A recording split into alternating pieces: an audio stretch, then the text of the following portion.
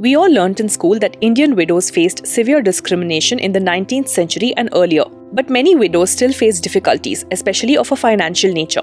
Keeping their hardship in mind, our government instituted dedicated pension schemes for this vulnerable group of people. This International Widows Day, let's find out how one can secure data on the disbursal of these pensions.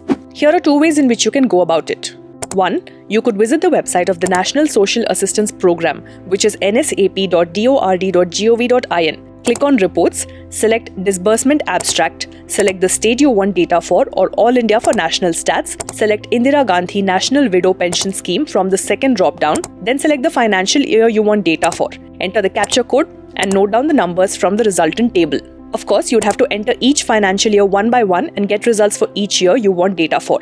Then, you can collate and clean everything before you and analyze the stats manually. This process will take you several hours. But if you are more interested in analyzing the data without spending all this time, just visit dataful.in, log in or create an account, search Widow Pension Schemes, click on the relevant dataset, check the dataset preview to see if it has the information you need.